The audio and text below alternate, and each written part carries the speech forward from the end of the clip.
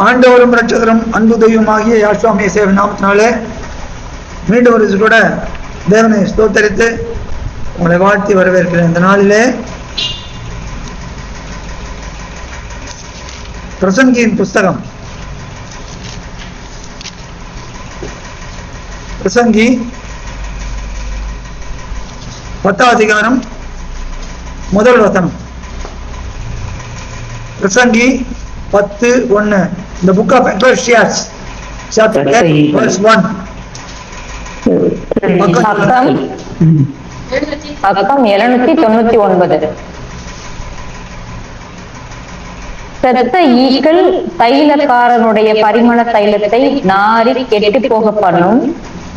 ஞானத்திலும் கனத்திலும் பெயர் பெற்றவனை சொற்ப மதியீனமும் அப்படியே செய்யும். ஆமென்.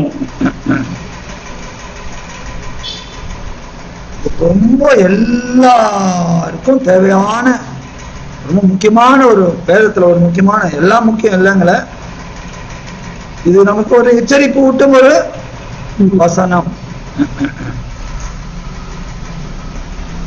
சிந்திக்கக்கூடிய வசனம். Sir, have the English Bible NIV with you, and friendly I call upon John to have English KJV, NKJV or whatever it is.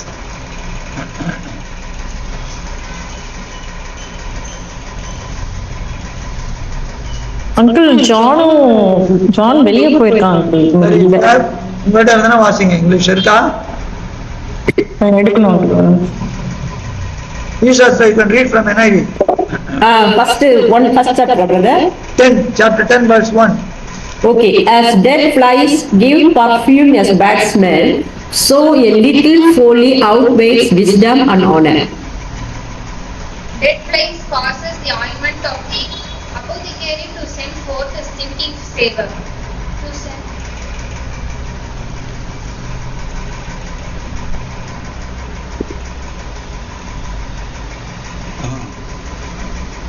கேஜவில ரொம்ப நல்ல வார்த்தை. Dead flies cause the ointment of the apothecary to send forth a stinking savor, so that a little folly him that is in reputation for wisdom and honor.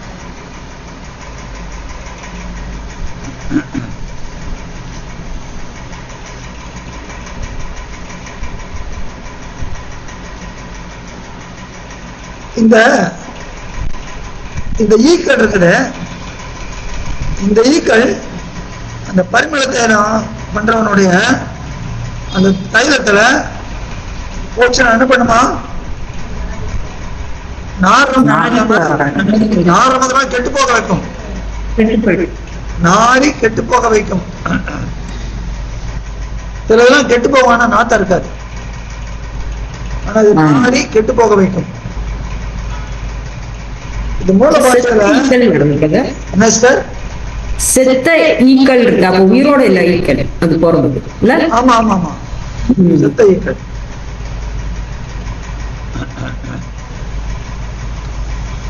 இந்த செத்த ஈக்கள் என்னன்றத பாக்குறோம். இப்போ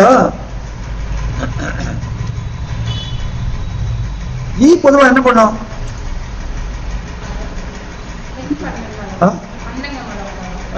அப்புறம் எல்லா இடத்துலயும் உட்காரும், எல்லா கெட்ட இதுல போய் உட்காரும். சரி, அப்புறம் ஸ்வீட்ல எல்லாத்துலயுமே உட்காரும். ஆமா, ஸ்வீட் சால்ட் எல்லாத்துலயும் உட்காருது. அது இல்ல கெட்ட மோஷன்ல போய் உட்காந்துட்டு அப்புறம் ஸ்வீட்ல வந்து உட்காரும். அதான் எல்லாத்துலயும் உட்காருது. சரி, எல்லாத்துலயும் உட்காருனா கூட உப்பு ஸ்வீட்ல எல்லாம் உட்கார்ந்தா ஒன்னும் பிரச்சனை இல்லை. ஆனா மோஷன்ல போய் மோஷன்ல உட்காந்துட்டு ஸ்வீட்ல வந்து உட்கார்ந்தா எப்படி? அதுதான் சொல்றேன், எல்லா இடத்துலயும் உட்காருதுன்றேன். ஒரு இடத்துல மட்டும் எல்லாத்துலயும் உட்கார்ந்து வந்து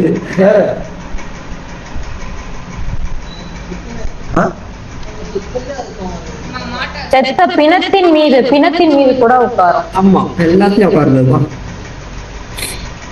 மெயினா ஒண்ணு நீங்க சொல்றத ஒத்துக்கிறேன் இல்லைங்களா? மீன் எறா இதெல்லாம் கூட உட்காரும். அது எல்லாத்துலயும் உட்காரும். மெயினா பாத்தீங்கன்னா இல்ல அதெல்லாம் ரைட்டு, அதெல்லாம் விலங்குகளா? நம்மளை பாதிக்கிறது எதுனா மெயினா தொணாப்படுதுமாங்க தெரியுமா?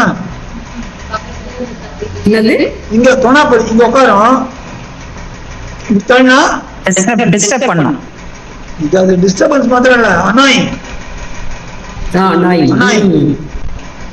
அதுவும் பர்டிகுலரா மத்தியானம் நல்லா சாப்பிட்டுட்டு ஒரு தூக்கம் போடுற வேலையில அப்பதான் தூக்கம் ஆரம்பிக்கும், அப்பதான் அது மூக்குல உட்காரும்.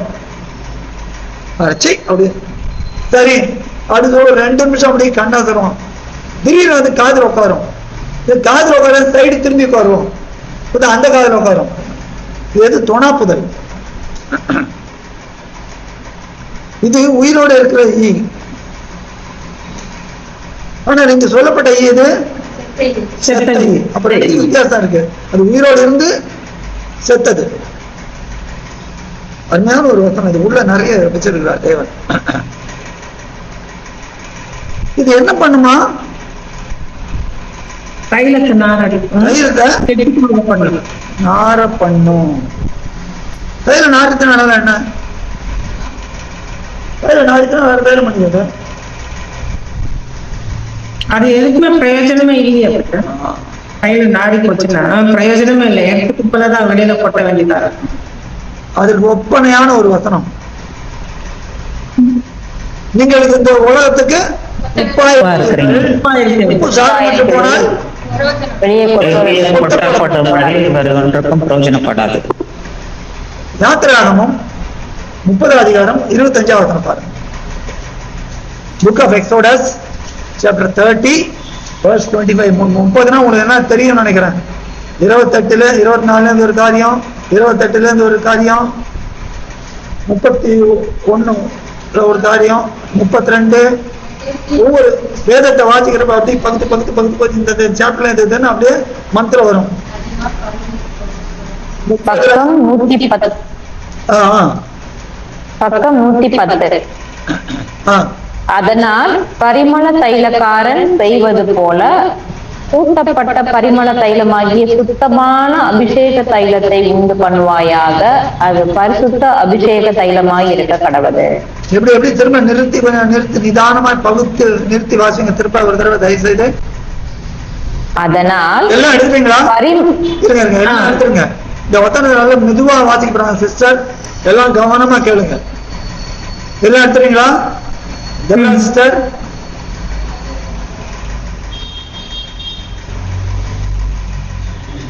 எடுத்துறீங்களா? ரைட், வாசிங்க. அதனால் பரிமள தைலக்காரன் செய்வது போல கூட்டப்பட்ட பரிமள தைலமாகிய சுத்தமான அபிஷேக தைலத்தை உண்டு பண்ணுவாயாக, அது பரிசுத்த அபிஷேக தைலமாய் இருக்க கடவுது.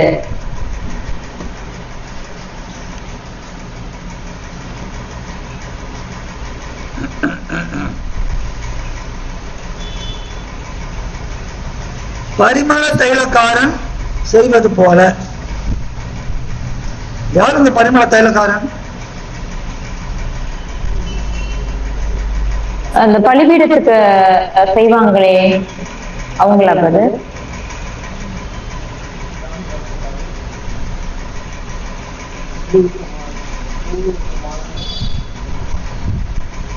ஆரோனும் அவருடைய குமாரனும்,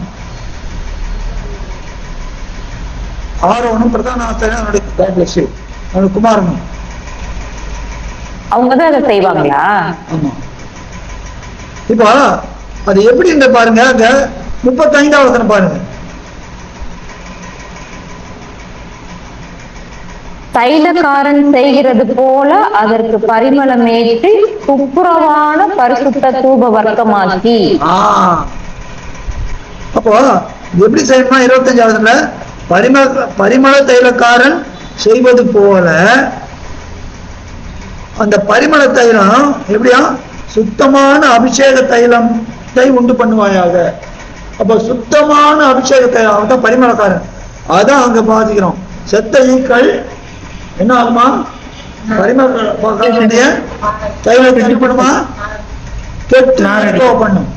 ஆனா இங்க தேவன் சொல்றாரு எப்படி தைலக்காரன் எப்படி பண்ணுமா?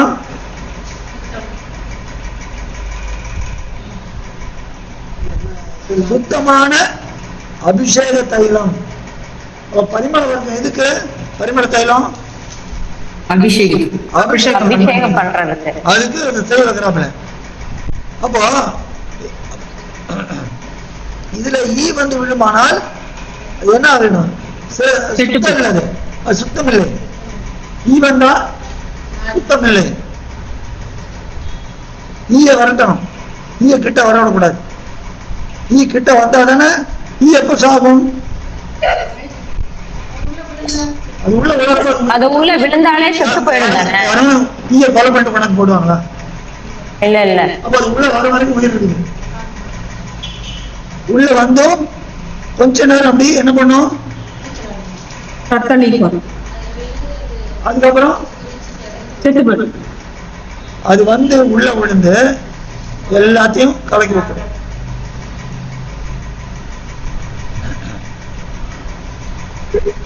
இது இஸ்ரவேலுக்கு கொடுக்கப்பட்ட கட்டளை. இவங்க என்ன பண்ணாங்க, எப்படி பண்ணணும்னு தேவன் கொடுத்திருக்கிறாரு கட்டளை. கட்டளை கொடுத்துட்டு பிற்காலத்துல பிரசங்கியாகிய சாலமோனை கொண்டு இத குறித்து சொல்றார். இந்த பிரசங்கி திரும்ப போயிடுங்க.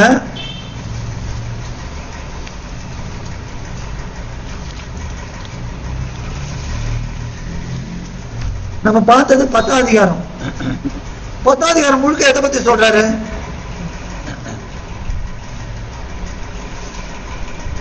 புத்தி இல்லாத புத்தி இல்லாமையை குறித்து சொல்லுகிறார். நீங்க பகுதி பகுதியா பிடிச்சு பாத்தீங்கன்னா தெரியும். புத்தி இல்லாத காரியங்களை குறித்து சொல்லுகிறார். அப்போ அது முன் அதிகாரத்துல கடைசி வசனம் எப்படி முடிக்கிறார் பாருங்க. யுத்த ஆயுதங்களை பார்க்கிலும் ஞானமே நலம், பாவியான ஒருவன் மிகுந்த நன்மையை கெடுப்பான். பாவியான ஒருவன் மிகுந்த நன்மையை கெடுப்பான். மிகுந்த நன்மை எது? இந்த நன்மை வார்த்தை தானே. கரெக்ட். அப்ப மிகுந்த நன்மையை ஒரு பாவி கெடுக்க முடியுமா? வார்த்தைக்குள்ளதான் பண்றான்ல எல்லாத்துலயும். ஏதானும் புரியுதா? ஏதானும் ஏதானும் புரியுதா? இப்ப ஹிட்ல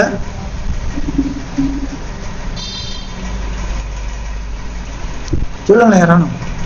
ஈஷா சார்.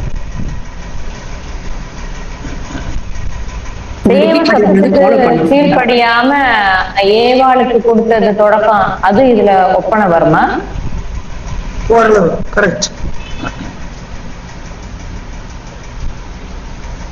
கரெக்ட்.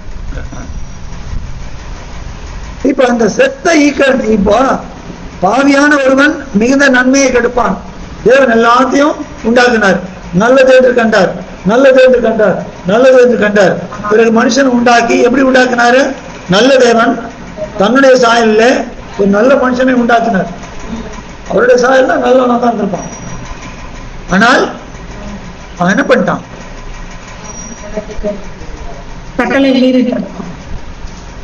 பாவியான ஒருவன்.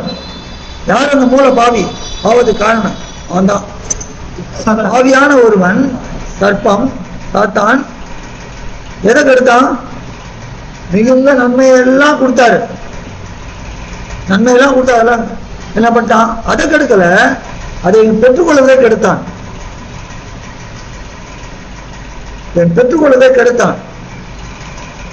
அது சொல்லிட்டு தான் இந்த 10ஆம் அதிகாரத்துல எச்சரிப்பா புத்தியினத்தை பத்தி ஜாகிரதையா இருங்க, புத்தியினத்தை பத்தி ஜாகிரதையா இருங்க.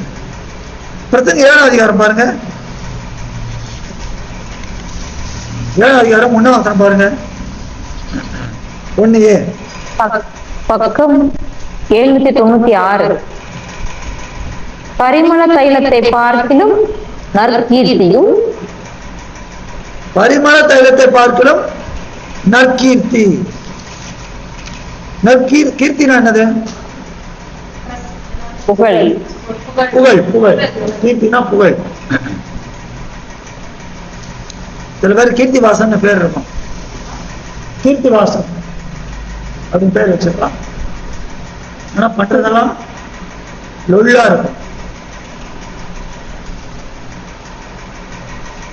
கீர்த்திவாசன் பேருக்கு அர்த்தம் தெரியாம அவன் வாழ்க்கை அப்படித்தான் இருக்கும்.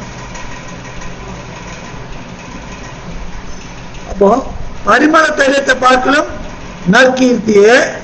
அப்ப இந்த அந்த வசனத்தை வந்து கனெக்ட் பண்ணி பாருங்க. பரிமளக்காரன் எப்படி எப்படி சுத்தமானதை பண்ணுவான். பரிமளக்காரன் சுத்தமானதை பண்ணுவான். அங்கே பரிமள தைலத்தை பார்க்கலும் நற்கீர்த்திய. பரிமள தைலத்துக்கு ஒரு இது உண்டு, என்ன சொல்றது, ஒரு அட்ராக்ஷன் அல்லது ஒரு இது உண்டு அந்த வாசனைக்கு.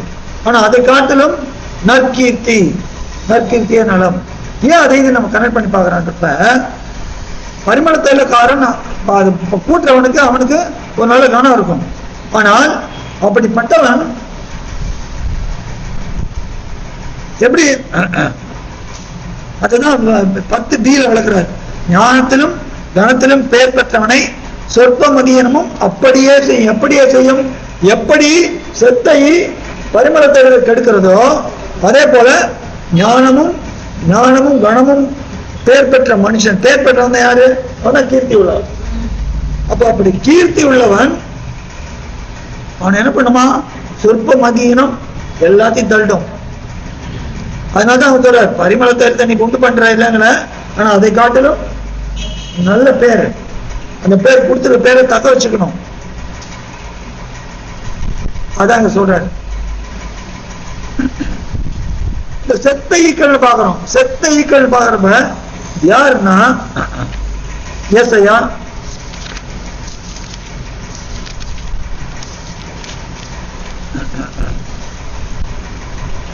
ஏசாயா 26 அதிகாரம் 13-14. பக்கம் 830.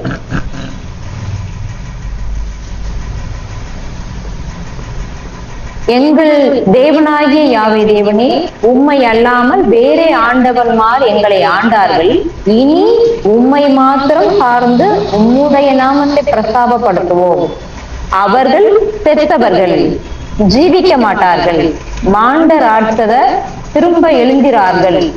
நீர் அவர்களை விசாரித்து சங்கரித்து அவர்கள் பேரையும் அழிய பண்ணினீர். யாரு இவங்க?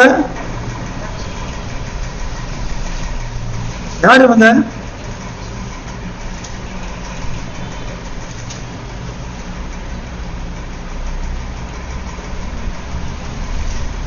இந்த ராட்சதன் போடுற இடத்துல என்ன போட்டிருக்கணும்? மூல பாஷையில ரிஃபைன், டிபார்ட்டட் ஸ்பிரிட்.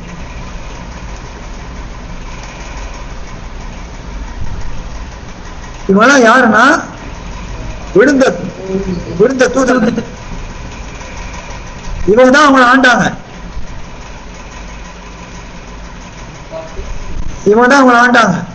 அதான் சொல்றாரு, இனி உம்மை மாத்திரம் சார்ந்து உம்முடைய நாமத்தை பிரஸ்தாபப்படுத்துவோம். அதுக்கு முன்னால உண்மை இல்லாமல் வேற ஆண்டார்கள். அவங்கதான் யாரு? செத்தவர்கள். அவங்க தான் ஆண்டு இருந்தாங்க. எப்படி அவங்க ஆண்டு இருந்தாங்க?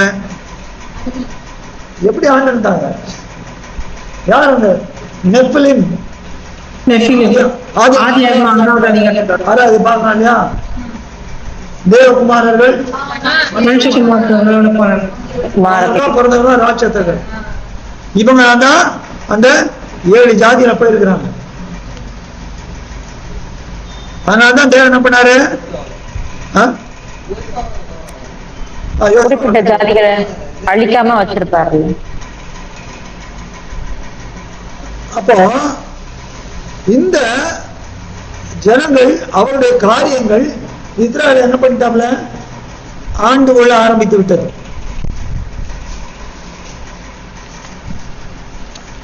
பாருங்க, எல்லாரும் என்னோட கூட சேர்ந்து கொண்டு லேவியராகமம்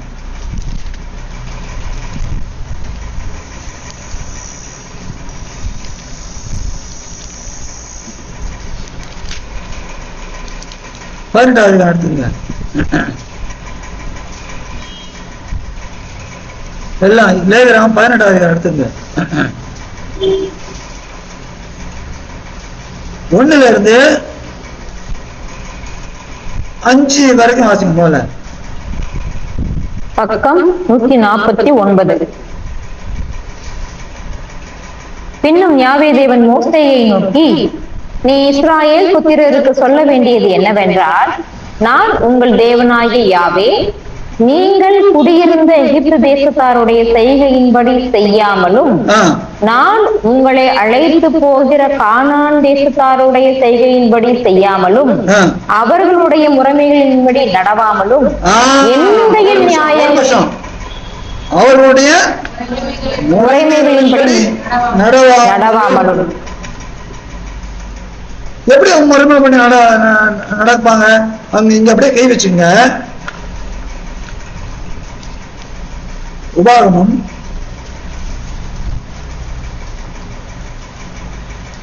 12வது அதிகாரம் 28ல இருந்து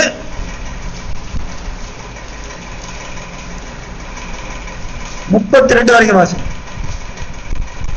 12 தானே பிரதர்? 12வது அதிகாரம் பக்கம் 241. நீ உன் தேவனாகி யாவே தேவனின் பார்வைக்கு நன்மையும் செம்மையும் ஆனதை செய்வதினால் நீயும் உனக்கு பின்வரும் உன் பிள்ளைகளும் என்றென்றைக்கும் நன்றாயிருக்கும்படிக்கு நான் உனக்கு கற்பிக்கிற இந்த எல்லா வார்த்தைகளையும் நீ கவனித்துக்கே. நீ சுதந்திரிக்க போகிற தேசத்தின் ஜாதிகளை உன் தேவனாகி யாவே தேவன் உனக்கு முன்பாக சங்கரிக்கும் போதும், நீ அவர்கள் தேசத்தை சுதந்திரித்து அதிலே குடியிருக்கும் போதும், அவர்கள் உனக்கு முன்பாக அழிக்கப்பட்ட பின்பு நீ அவர்களை பின்பற்றி சிக்கிக் கொள்ளாதபடிக்கும் அவளை பின்பற்றவே கூடாது. இந்த ஜாதிகள் தங்கள் தேவர்களை சேவித்தபடி நானும் சேவிப்பேன் என்று சொல்லி அவர்களுடைய தேவர்களை குறித்து கேட்டு விசாரியாதபடிக்கும் எச்சரிக்கையாயிரு. உன் தேவனாகி யாவே தேவனுக்கு அப்படி செய்யாயாக. 31வது வசனத்துல அதோட 30வது வசனத்தோட விளக்குற 31 சொல்றாரு. யாவே தேவன் வெறுக்கிற அருவருப்பான யாவையும் அவர்கள் தங்கள் தேவர்களுக்கு செய்து தங்கள் குமாரரையும் தங்கள் குமாரத்திகளையும் தங்கள் தேவர்களுக்கு அக்கினியிலே சுட்டரித்தார்களே. நான் உனக்கு விதிக்கிற யாவையும் செய்யும்படி கவனமாயிரு. நீ அதிலே ஒன்றும் கூட்டவும் வேண்டாம், அதில் ஒன்றும் குறைக்கவும் வேண்டாம். என்ன சொல்றாரு இப்போ? அவங்களோட கேட்டு விசாரிக்காதன்றார். 30வது தான் சொல்றாரு. ஏன்னா அதுல போய் சிக்கி கொள்ளாதபடி அது கேட்க கூட கேட்காத என்னன்ட்டு, அதை பத்தியே நீ கேட்காத. அவங்க அவ்வளவு அருவருப்பான காரியம் செஞ்சாங்க. திரும்ப 18 போயிடுங்க. 3வது ஆச்சுங்கள அவருடைய முறைகளோட நடவாமலும், அதனால இந்த ரெஃபரன்ஸ் கொடுத்தேன். இப்போ 4ல இருந்து வாசிங்க. என்னுடைய நியாயங்களின்படி செய்து என்னுடைய கட்டளைகளை கை கொண்டு நடவுங்கள். நான் உங்கள் தேவனாகிய யாவே தேவன். ஆகையால் என் கட்டளைகளையும் என் நியாயங்களையும் கை கொள்ள கடவீர்கள். அவைகள் நான் சொல்றதா கை கொள்ளணும். அவைகளின்படி செய்கிறவன் எவனும் அவைகளால் பிழைப்பான். நான் யாவே தேவன். நான் யாவே தேவன், நான் மாறாதவர். அதனால் யாக்கோபின் புத்திரராகிய நீங்கள் அழிந்து போகவில்லை, நிர்மூலமாகவில்லை. நான் உங்களுக்கு கட்டளை கொடுத்தேன், நான் மாறல, நீங்க மாறுறீங்க, மாறாதீங்க. நான் மாறாத போல நீங்க நான் பரிசுத்தராக நீங்களும் எனக்கு பரிசுத்தராக போயிட்டு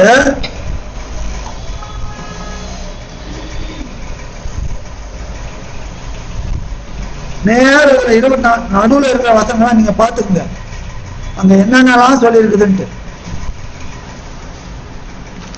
6வது வசனத்துல இருந்து 23வது வசனம் வரைக்கும் சொல்லுகிற காரியம் எல்லாம் அவங்க செஞ்சாங்க. என்னென்ன செஞ்சாங்க? தவறான தேவன் நியமிக்காத நியமனங்கள். இப்போ 24 வாசிங்க. இவைகளில் ஒன்றினாலும் உங்களை தீட்டுப்படுத்தாதிருங்கள். நான் உங்கள் முன்னின்று துரத்தி விடுகிற ஜாதிகள் இவைகள் எல்லாவற்றினாலும் தங்களை தீட்டுப்படுத்தி இருக்கிறார்கள், தேசமும் தீட்டுப்படுத்தப்பட்டிருக்கிறது. இதெல்லாம் இந்த காரியத்துல 6ஆம் வசனத்திலிருந்து 23ஆம் வசனம் வரைக்கும் சொல்லப்பட்ட காரியங்கள்ல தேவன் வேண்டான்னு விளக்கின காரியம். இந்த தேவன் வேண்டான்னு விளக்கின காரியம் தான் பிசாசு எப்பவும் சொல்லுவான், செய்ய சொல்லுவான். தேவன் எதை விளக்கினார்? முதல்ல எதை விளக்கினாரு? அந்த பழத்தை விளக்கினார். என்ன பழம்? நன்மை தீமை. நன்மை தீமை அறியக்கூடியது. தேவன் விளக்கினார். என்ன செஞ்சான்? சாப்பிட்ட உடனே என்னாச்சு? கண்கள் திறக்கப்பட்டது. தேவ சாயல் போயிட்டு நிர்வாணம். தேவன் விளக்கினதை நீ செய்வாயானால் நீ நிர்வாணியாய் காணப்படுவாய். அதான் சார், நீ வேண்டாம். இது ஏன் அவங்க செஞ்சாங்க? பிசாசினால் ஏவப்பட்டான். அவன் தான் என்ன, இந்த செத்த ராட்சதர்களுக்கெல்லாம் தலைவன். அவன் இந்த விழுந்த தூதர்களுக்கெல்லாம் தலைவன். அவன் வந்து என்ன பண்ணான்? மனு குலத்துக்கு மூத்தவனாகிய அந்த ஆதாமை கொட்டினான். அப்ப தேவன் கட்டளை, தேவன் விளக்கினதை இவன் தொட்டதுனால என்னன்னா நிர்வாணியான அது காமிக்கிறார். அப்ப அவ்வளோத்தையும் கொடுத்திருக்கார் தேவன். ஆனா அந்த ஒண்ணத்தை மாத்திரம், அந்த ஒண்ணத்தை தொடாதப்ப அதை விளக்கிறதுனால அவன் முதல்ல நிர்வாணியானான். நிர்வாணியாய் பிறகு மரணம். நிர்வாணம் வந்து மரணம் வந்தது. நீ அதை புசிக்கும் நாளிலே சாகவே சாவா. பாருங்க எவ்வளவு சொல்ற. ஏன் அந்த ஜாதிகளை செஞ்சாங்க? அதனால அவங்களை தொட்டு விடுற. அதே போல இவர்களை செய்கிறவன் யாவரும் துரத்தி விடப்படுவார்கள். அவருக்கு பரலோகத்தில் பிரவேசிக்க முடியாது.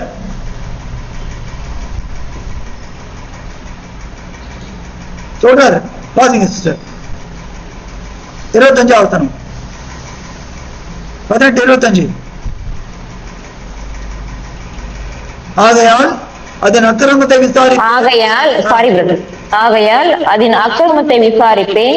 தேசம் தன் குடிகளை கக்கி போடும்.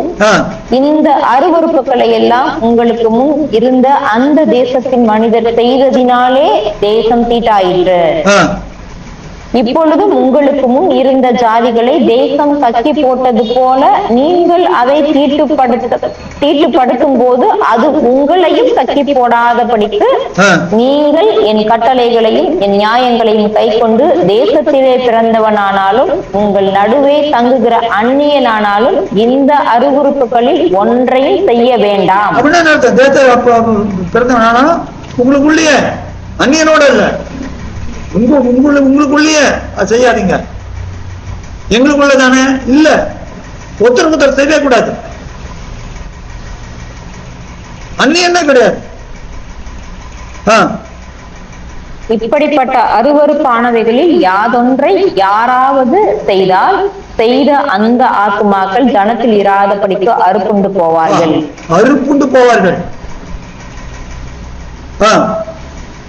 ஆகையால் உங்களுக்கு முன் செய்யப்பட்ட அருவருப்பான முறைமைகளில் யாதொன்றை நீங்கள் செய்து அவைகளால் உங்களை தீட்டுப்படுத்திக் கொள்ளும் கட்டளையை கை கொள்ளுங்கள். நான் உங்கள் தேவனாகி யாவே தேவன் என்று சொல் என்றார். இப்ப 26:13 என்ன சொல்றாப்ல? அநேக ஆண்டவர்மார்களை ஆண்டார்கள். இவங்க போன தேசத்துல இந்த காணகத்துல போய் அவங்களோட காரியங்கள் உங்களுக்கு வந்துருச்சு. இன்னும் குமாரனின் பள்ளத்தாக பத்தி பேசுறேன். அது மனத்திலே வைக்கலன்னு இறமை ஏழல தேவன் வளர்றாரு. தங்கள் பிள்ளைகளை குமாரத்தை தீ மிதிக்க பண்ணினார்கள். தேவன் வளர்றாரு. அது சொல்லல, நான் கட்டளையிட நான் மனத்துல நினைக்க கூட இல்லையே. ஏன் அப்படி செய்யறாங்க?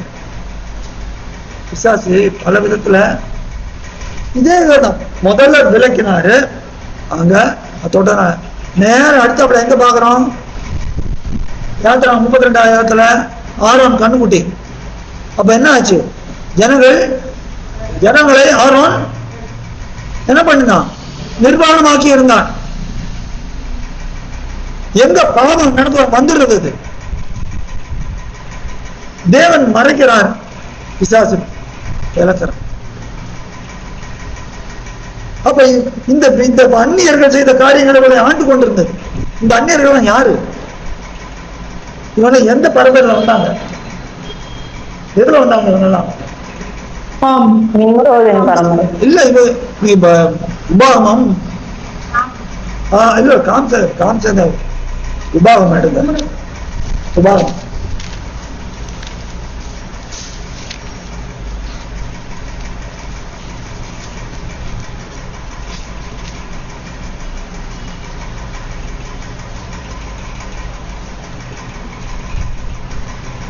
உபாகம் 2ஆம் அதிகாரம்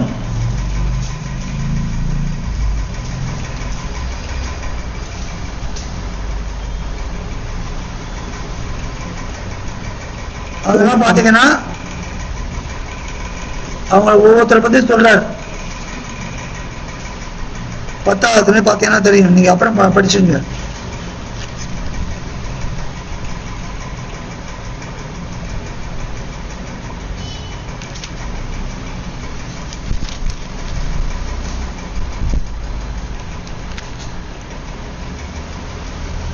அங்க யார் இருந்தாங்க? ஏனாக்கியர். இல்ல ஏசா சந்தி ஏனாக்கியர்லாம் யாரு? ராட்சத பிறவிகள். ராட்சத பிறவிகள். இந்த ராட்சத பிறவிகள் எங்க வந்தாங்க? எப்படி வந்தாங்க? காம் சந்ததி வழியா, தகாத உறவு கொண்டு. மனுஷன் சேர்க்கை தான். ஆனாங்க விழுந்த தூதன் மனுஷன் சேர்க்கை. அப்ப இப்படிப்பட்ட சந்ததி ஆவிய உடையவர்கள் இவங்க என்ன பண்ணாங்க? இஸ்ரவேலரை ஆண்டு கொண்டிருந்தார். புரியுதா? இவங்க தேவன் இவர்களை பரிசுத்தத்துக்கு அழைத்தார். இந்த ஜனத்தை எனக்கென்று ஏற்படுத்தினேன். துதிகள் சொல்லி வருவார்கள்.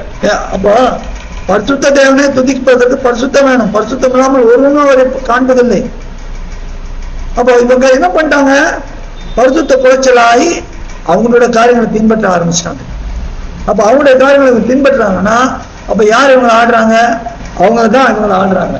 அதுதான் சொல்றாரு, உண்மை இல்லாமல் அநேக ஆண்டவர்கள் ஆண்டார்கள், இனி உண்மை மாத்திரம் சார்ந்து உங்களுடைய நாமத்தை பிரஸ்தாபப்படுத்தும். ஏசாயா 66:13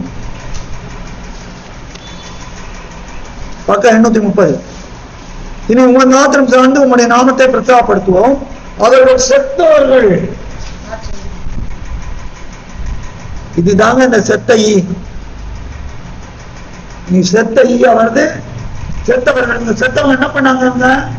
இஸ்ரவேலை நாடு பண்ணிட்டாங்க.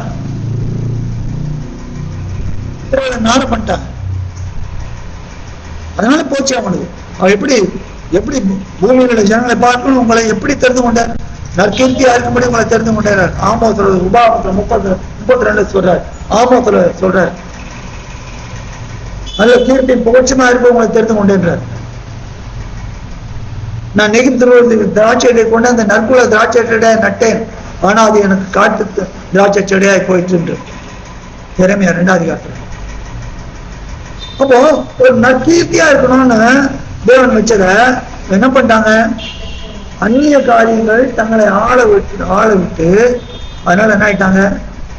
இவங்க கெட்டு நாடி போய் விட்டார்கள்.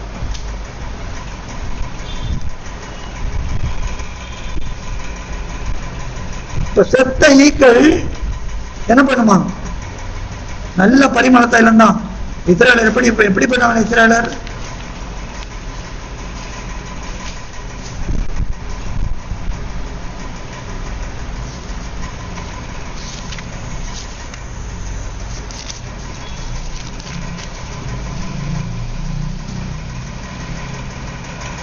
இஸ்ரவேலர் எப்படிப்பட்டவங்க?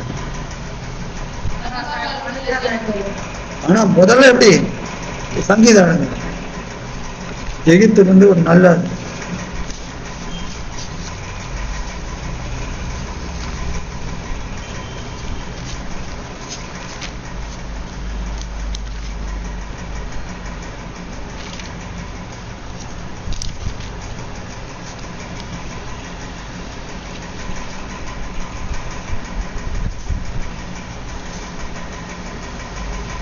80ஆம் சங்கீதம் 8வது வசனம் பாருங்க.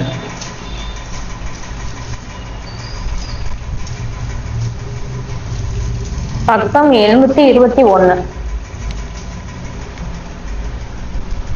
நீர் எகிப்திலிருந்து ஒரு திராட்சை கொடியை கொண்டு வந்து ஜாதிகளை துரத்திவிட்டு அதை நாட்டினீர். ஏசாயா 5 அதிகாரம் 7வது வசனம் பாருங்க. என்ன எப்படி எழுதியிருக்காரு பாருங்க.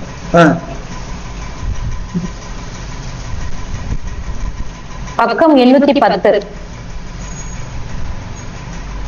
சேனைகளின் யாவே தேவனுடைய திராட்சை தோட்டம் இஸ்ராயேலின் வம்சமே, அவருடைய மன மகிழ்ச்சியின் நாற்று யூதாவின் மனுஷரே. அவர் நியாயத்துக்கு காத்திருந்தார், இதோ கொடுமை, நீதிக்கு காத்திருந்தார், இதோ முறைப்பாடு. ஒரு நல்ல திராட்சை செடியா நல்ல நல்ல பரிமள தைலமா இருக்கணும், ஒரு நல்ல கீர்த்தி இருக்கணும்னு பண்ணாந்தார். ஆனா என்ன பண்ணிடுது, இந்த செத்த ஈக்களை வர விட்டாங்க, தங்களை ஆள வைத்தார்கள். அதனால என்னாச்சு, கெட்டு போய் மாறி போயிடுச்சு. இனி மாத்திரம் சார்ந்து உடைய நாமத்தை பிரசாப்படுத்து. இப்ப திரும்ப பிரசங்கி வந்திருக்கேன், அதான் நிறைய பார்க்கணும். இந்த செத்த ஈக்கள் தைலக்காரருடைய பரிமளத்தை நாரி கெட்டு போக பண்ணும்னு வேதத்துல பரிமள தைலம் அதுல யாருக்கு அதெல்லாம் கொடுக்கப்பட்டது, இஸ்ரவேலுக்கு கொடுக்கப்பட்டது. ஆனா அதுல வந்தவங்க எப்படி நான் பாக்குறப்ப நல்ல காரியம் இருக்கும். நம்ம வாழ்க்கையில அப்படிதான். அதான் நல்ல நல்ல காரியம், நல்ல பைபிள் படிப்போம், நல்ல பிரசங்கம் பண்ணுவோம், நல்ல பாட்டு பாடுவோம், நல்ல ஊழியம் பண்ணுவோம். ஆனா எங்கேயோ ஒண்ணு சின்னதா ஒண்ணு இருக்கும், அது யாருக்கும் தெரியாது. அதாவது சைக்காலஜில 4 சொல்லுவாங்க. ஒண்ணு, நம்ம பண்றதுல நமக்கு தெரியும், மற்றவங்களுக்கு தெரியும். 2வது, நமக்கு மாத்திரம் தெரியும், அடுத்தவங்களுக்கு தெரியாது. 3வது, அடுத்தவங்க தான் தெரியும், நமக்கு தெரியாது, முதுகு பின்னால இருக்குது. 4வது, நமக்கும் தெரியாது, யாருக்கும் தெரியாது, தேவனுக்கு ஆண்டவருக்கு தான் தெரியும். சைக்காலஜிலே உண்டு அது மாதிரி. சில காரியங்கள் உள்ளுக்குள்ள இருக்கும், வெளியே பார்த்தா வேஷதாரியா இருப்பான், நல்ல பக்திமானா இருப்பான். ஆனா உள்ளுக்குள்ள அந்த கெட்ட நடந்துட்டே இருக்கும். அது அவன் என்ன பண்ணிட்டோம், நாரி கெட்டு போகும். தேவன் விரும்பவே இல்லை. அதான் சொல்றாரு, பஸ்காவுக்கு சொல்ற என்ன சொல்றாரு, உத்தரவாதங்கள். 1 குழந்தைகள் 5வது அதிகாரம் 6வது வசனம் பாருங்க.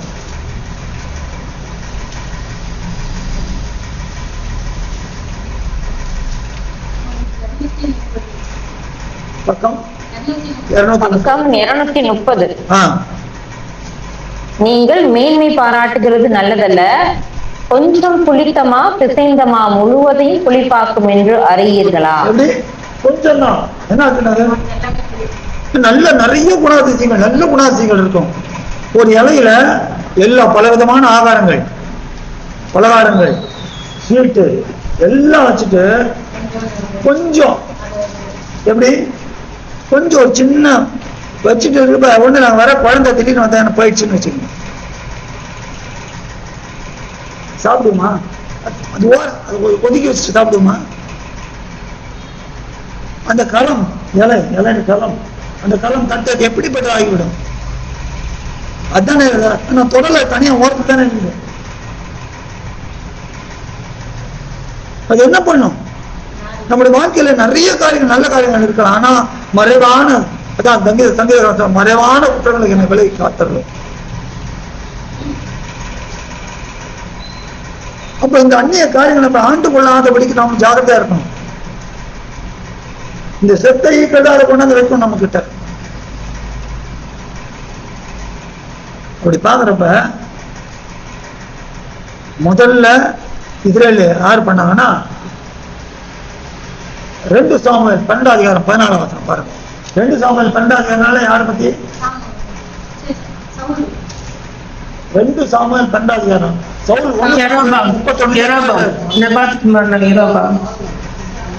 1 சாமுவேல் 31 பண்றாரு. 2 சாமுவேல் 12வது அதிகாரம் 14வது வசனம் பாருங்க.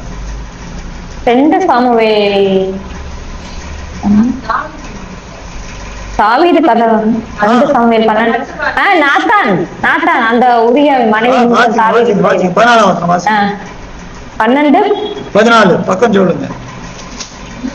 பக்கம் 398. ஆனாலும் இந்த காரியத்தினாலே, எந்த காரியத்தினால? பத்சுவாளுடைய காரியம். உரியாவின் மனைவி பத்சுவாள் காரியத்தினாலே யாவீதினுடைய சத்துருக்கள் தூசிக்க நீ காரணமாயிருந்தபடியினால். அப்ப சத்துருக்கள் தூசிக்க ஒரு காரணமாயிட்டார். அப்ப தாவீதை பத்தி சொல்றாரு, எடுங்க ராஜாக்கள் 5 அதிகாரம் 5 பக்கம் 449.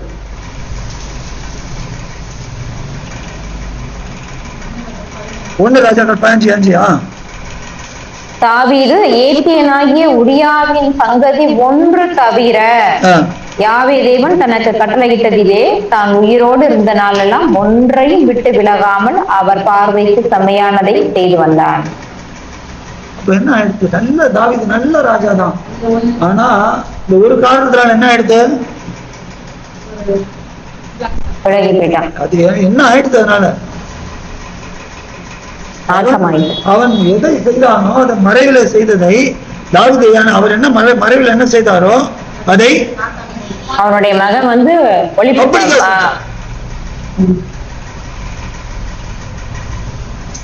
அப்ப தாவீது நல்ல ராஜா.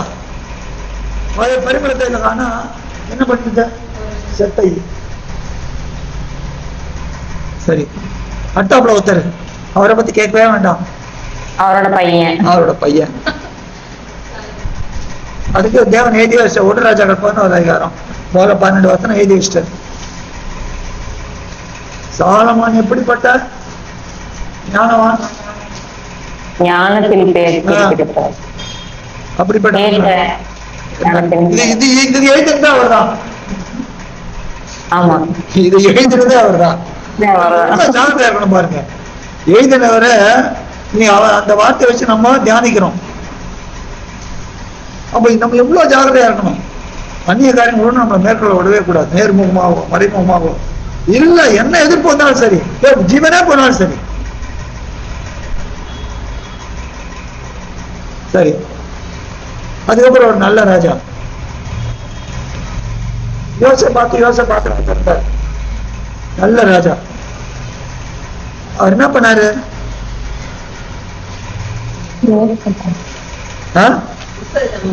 அகம்போடு கூட போயிருந்தேன். 2 நாளாகவும் 19 அதிகாரம் முதல் 2 வசனம் பாருங்க. பக்கம் 563.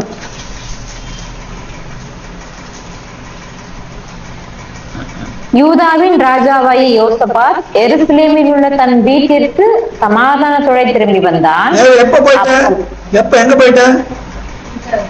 கிளையத்துல ராமோத்தை திருப்பிக் கொள்ளும்படி நீர் என்னோட கூட வருகிறாரான்னு பொல்லாத ஆகாப் கேட்டப்ப இவர் என்ன சொல்றாரு? நான் தான் நீ, குதிரைகள். அவன் துன்மார்கன், தன்னை விட்டு போட்ட துன்மார்கன். போயிட்டு வர தொலைச்சிருப்பார் தேவன், ஆனா தப்பிச்சிட்டாரு. அவன் துன்மார்கன். அவன் பாருங்க, அவன் தப்பிச்சுக்கணும் என்ன பண்றான்? நீ ராஜவஸ்திரத்தில் வரும், நான் வேஷம் மாறி இருக்கிறேன்னு. அவங்க என்ன பண்ணுவாங்க? இவர் தான் ராஜான்னு சொல்லி இவர் மேல அம்பைய பார்ப்பாங்க. அப்ப ஒரு வாழத்தை நோக்கி அபயம் விடுவார். அப்போ தேவன் தான் செய்யறார். ஐயோ, இவர் இஸ்ரேல் ராஜா இல்ல அப்படின்னு இதெல்லாம் முடிச்சுட்டு வர்றப்ப என்ன ஆகுது பாருங்க. 2வது வசனம். அப்பொழுது அனானியின் குமாரனாகி யெகூ என்னும் ஞான திருஷ்டிக்காரன் புறப்பட்டு அவனை சந்தித்து ராஜாவாகிய யோசபாத்தை நோக்கி, துன்மார்க்கனுக்கு துணை நின்று யாவே தேவனை பகைக்கிறவர்களை நீர் சிநேகிக்கலாமா? இதனை நிமித்தம் யாவே தேவனுடைய கடும் கோபம் உன்மேல் வர இருந்தது. அப்ப என்ன பண்ண? துன்மார்க்கனுக்கு துணை நின்று, துன்மார்க்கனோட துணை நின்று நீர் யாவே வழியில் விட்டாலும் இருந்தார்.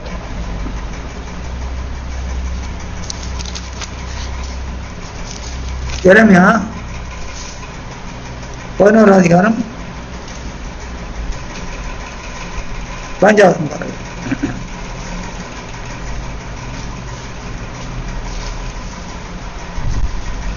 பக்கம் 888. எரேமியா 11:15 வாசிங்க. குற்றனரோடு மகா தீவினை செய்யும் போது என் பிரியமானவளுக்கு என் வீட்டில் என்ன இருக்கிறது? பரிசுத்த மாமிசத்தை உன்னை விட்டு தாண்டி போக பண்ணுவார்கள். உன் பொல்லாப்பு நடக்கும் போது நீ பழி கூறுகிறாயோ? பழி கூறுகிறாயே. என்ன இது? என்ன புரிஞ்சுது?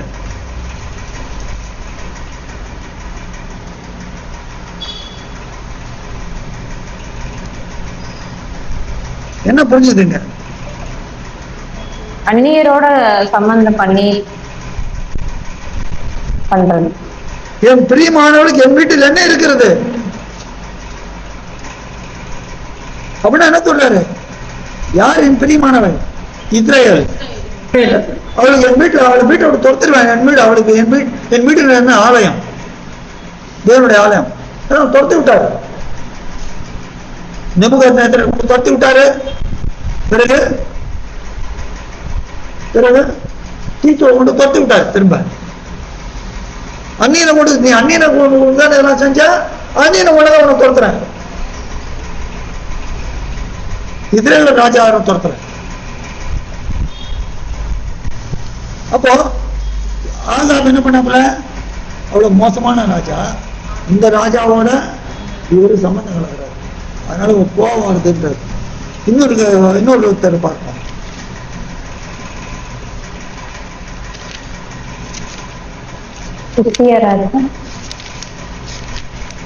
யாரு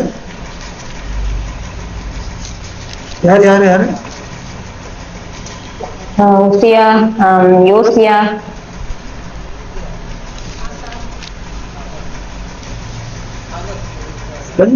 ரெண்டு நாளாகும் 35 அதிகாரம்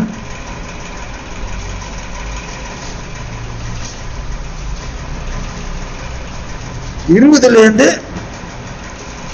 22 வரைக்கும் பாருங்க. பக்கம் 587.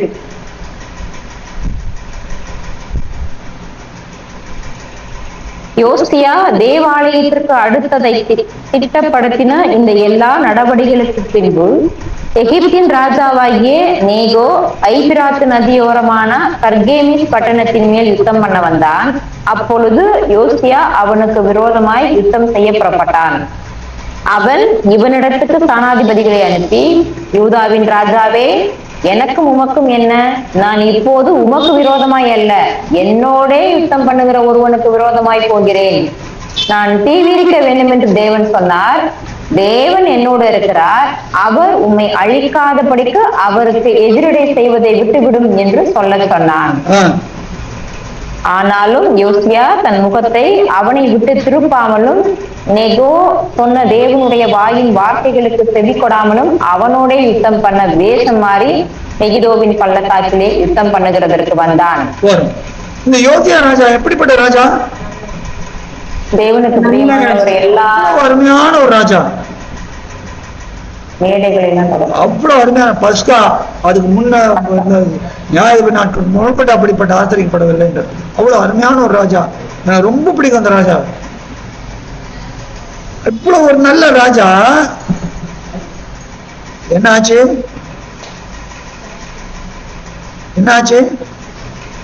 அவர் எச்சரித்தும் தேவனுடைய வார்த்தைக்கு செவி கொடுக்கவில்லை. அவன் வேற ஒருத்தோட போறான்னு சொல்லிட்டு தேவன் என்னோடு இருக்கிறார். ரப்தகே சொன்ன மாதிரி உங்க தேவர்கள் எந்த அப்படி சொல்லல. தேவன் நம்மோடு இருக்கிறார். தேவனுடைய வார்த்தை. அப்ப அப்படிப்பட்ட ஒரு அருமையான ஒரு ராஜா, நல்ல பரிமாண தைலம். ஆனா என்ன பண்ணிட்டு ஒரு செத்தை. நமக்கு பாடம். நம்முடைய வாழ்க்கையில கூட எந்த காலம் அன்னி தேவன் என்ன சொல்றாரோ, தேவன் என்ன சொல்றாரு, நம்ம ஜெபம் பண்ணுவாங்க. தேவன் உங்களுடைய சித்தத்தின்படியே என்ன நடத்தும், உங்களுடைய சித்தத்தை செய்ய. சித்தம் தான் எழுதி கொடுத்துட்டாரு. ஆதி அம்பல வெளிப்படுத்தல் வரைக்கும் உங்களுடைய வசனம் சமூலமும் சத்தியம், உங்களுடைய நியாயம் நீதியெல்லாம் நித்தியம். அப்ப எல்லாம் எழுதி கொடுத்துட்டாரு. அப்புறம் என்ன சித்தம் தான் எழுதி வச்சுட்டாரு, இதுதான் செய்ய, இதை செய்யாத. அவன் அதெல்லாம் செஞ்சாங்க, நீ செய்யாத. நீ செஞ்ச நான் என்ன சொல்றாரு, தேசத்தில் இராமல் அறுப்புண்டு போவீர்கள் என்று. தேவன் அந்த ஏன் அந்த தூதர் விழுந்த தூதர்கள் பண்ண அக்கிரமத்துல வந்த ஜாதிகள் செய்ய அருவப்பெல்லாம் என் ஜனங்கள் செய்யக்கூடாது, இதுதான் உங்களை அவங்கள நான் பிரித்தெடுத்தேன். பிரித்தெடுத்த பிறகு நீ திரும்ப அங்கே போனா அது எப்படி இருக்குது, நாய் தான் கற்கனை தின்னவும், பன்றி பொருளப்பட்ட சேட்டுல மருமன் பொருளவும் என்ற வழக்க சொல் 2:22 வாசிக்கும். ரட்சிக்கப்பட்ட பின்பு அந்த துன்மார்க்க ஒளியில போலாமா? அந்த காரியங்கள் நம்மளை மேற்கொள்ளவே விடக்கூடாது. நமக்கு அவனுக்கு சம்மந்தமே கிடையாது. கிறிஸ்து ஏழையாவுக்கு ஐக்கியமே இசை வேதன்றார். நீ அவர் நடந்த புறப்பட்டு வாருங்கள், அப்போது நான் உங்களை ஏற்றுக்கொண்டு உங்களுக்கு பிதாவும் பெண்ணுங்களை குமாரன் குமாரத்துக்கு சர்வர் உங்களை அவைதேவன் சொல்லுகிறார்.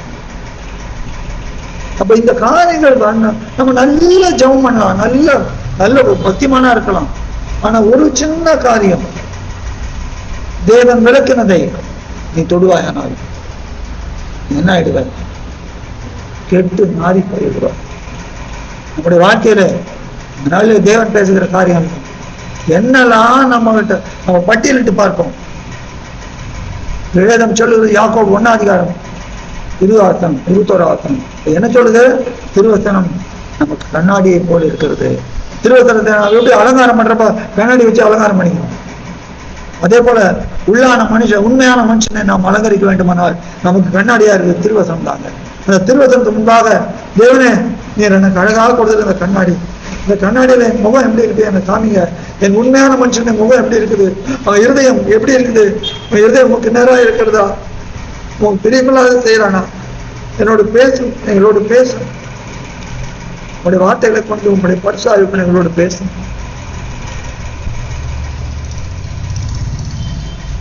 நான் இன்றைக்கு உங்களுக்கு தேவன் சொல்லுகிற வார்த்தையை சொல்லுகிறேன், பாரத்தோடு சொல்லுகிறேன்.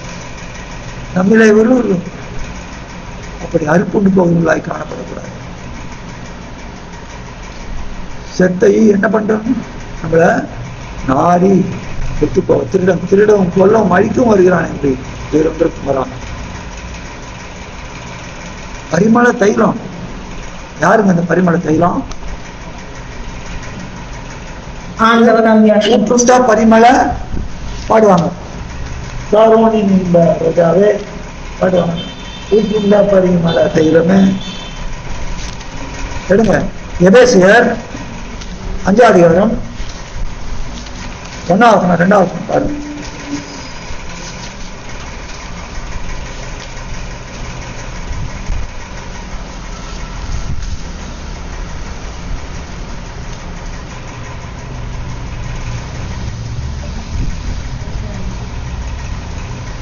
முழுக்கவாதுங்க 5 1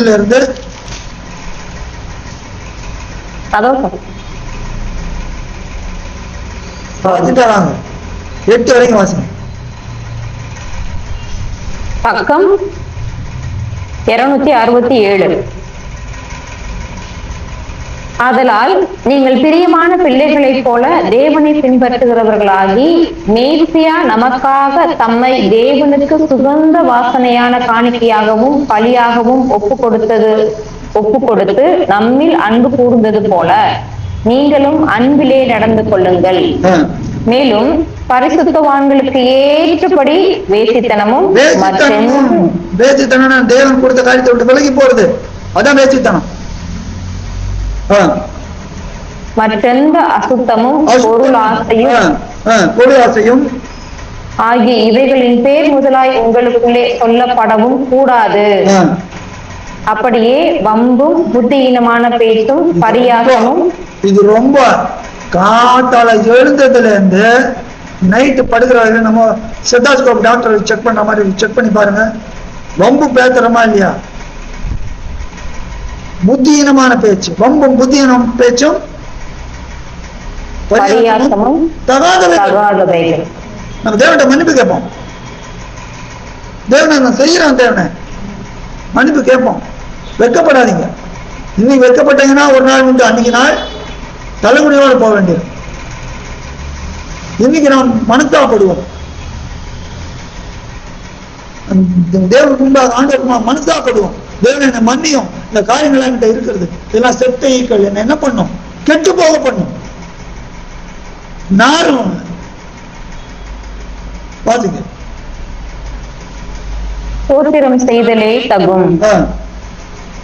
விபச்சாரக்காரனாவது அசுத்தனாவது விக்கிரக ஆராதனைக்காரனாகிய பொருள் ஆசைக்காரனாவது தேவனுடைய ராஜ்யமாகிய வேசியாவின் ராஜ்யத்திலே சுதந்திரம் அடைவதில்லை என்று அறிந்திருக்கிறீர்களே. இப்படிப்பட்டவைகளின் நிமித்தமாக கீழ்ப்படியாமையின் பிள்ளைகளிலே தேவ கோபாக்கினை வருவதால் ஒருவனும் உங்களை வீண் வார்த்தைகளினாலே மோசம் போக்காதபடிக்கு எச்சரிக்கையாயிருங்கள். வீண் வார்த்தை தேவ வார்த்தைக்கு விரோதமா நீ மோசம் போயிடுவீங்க, விடாதீங்க. அவர்களுக்கு பங்காளிகள் ஆகாதிருங்கள். பாருங்க, அவங்க அப்படி செய்வாங்க, நம்ம செய்யவே கூடாது. அவளுக்கு பங்காளிகள் ஆகாதிருங்கள். முற்காலத்தில் நீங்கள் அந்தகாரமாய் இருந்தீர்கள், இப்பொழுதோ ஆண்டவருக்குள் வெளிச்சமாய் இருக்கிறீர்கள். வெளிச்சத்தின் பிள்ளைகளாய் நடந்து கொள்ளுங்கள். போதும், எல்லாருக்கும் நம்ம கிட்ட. ஆனா ஒரே ஒரு தேவன் விளக்கின காரியம், ஒரு செத்தை தேவன் அவளை விளக்கினார். அந்த மாண்ட ராட்சதர்கள் ஆதி 6வதுல காணப்பட்ட அவன் எல்லாம் துரத்தி விட்டார், அவன் சந்ததியை துரத்தி விட்டார். எதுக்கு அவனை கொண்டு போய் வச்சிருக்கிறார்?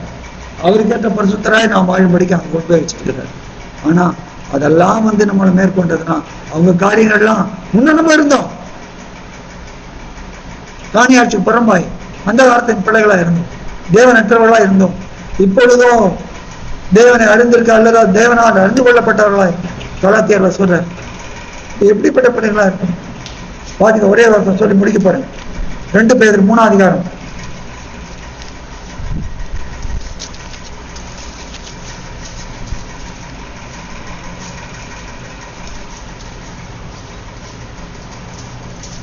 10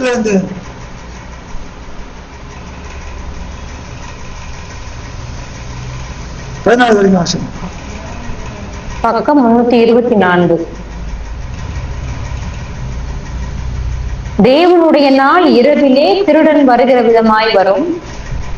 அப்பொழுது வானங்கள் மடமடவென்று அகன்று போம், பூதங்கள் வெந்து உருகி போம், பூமியும் அதில் உள்ள கிரியைகளும் எரிந்து அழிந்து போம். இப்படி இவைகளெல்லாம் அழிந்து போகிறதா இருக்கிறபடியால் நீங்கள் எப்படிப்பட்ட பரிசுத்த நடக்கையும் தேவ பக்தியும் உள்ளவர்களாய் இருக்க வேண்டும். தேவனுடைய நாள் சீக்கிரமாய் வரும்படிக்கு மிகுந்த ஆவலோட காத்திருங்கள். அந்த நாளில் வானங்கள் வெந்து அழிந்து பூதங்கள் எரிந்து உருகி போம். அவருடைய வாக்குத்தத்தத்தின்படியே நீதி வாசமாய் இருக்கும் புதிய வானங்களும் புதிய பூமியும் உண்டாகும் என்று காத்திருக்கிறோம். ஆகையால் பிரியமானவர்களே, இவைகள் வர காத்திருக்கிற நீங்கள் கரையற்றவர்களும் பிழை இல்லாதவர்களுமாய் சமாதானத்தோட அவர் சந்நிதியில் காணப்படும்படி ஜாக்கிரதையாயிருங்கள். அல்லேலூயா, அல்லேலூயா.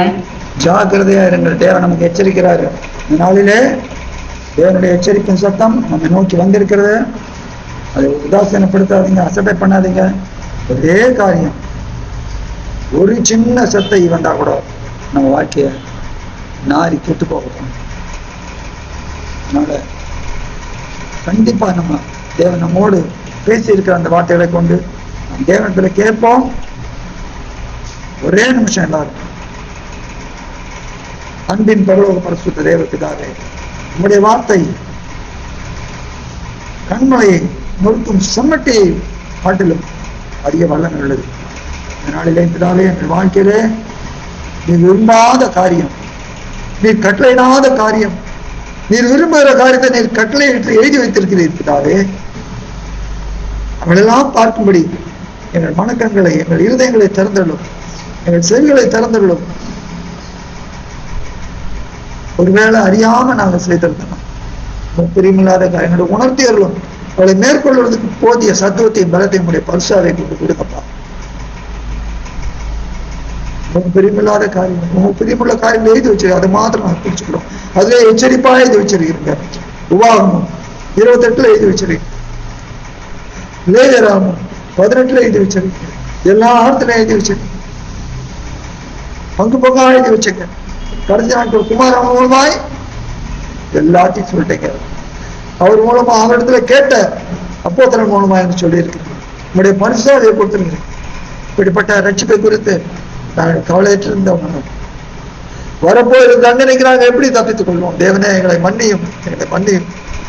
எங்களே ஏதாவது பிரியமில்லாத காரியங்கள், நீர் கட்டளையிடாத காரியங்களை நாங்கள் செய்து கொண்டிருப்போம், அல்லது நீர் கட்டளையிட்டு விலக்கின காரியங்கள் என்று இருக்கும்போது அதை நாங்கள் வாசித்தும் நாங்கள் அறிந்தும் அதை நிஜமான சித்தத்தை செய்தும் அதன்படி அறிந்தும் அதை செய்யாதிருக்கிறோம் அநேக அடிகளை பெறுவான் என்று லூக்கா 12:47 வாசிக்கிறோம்.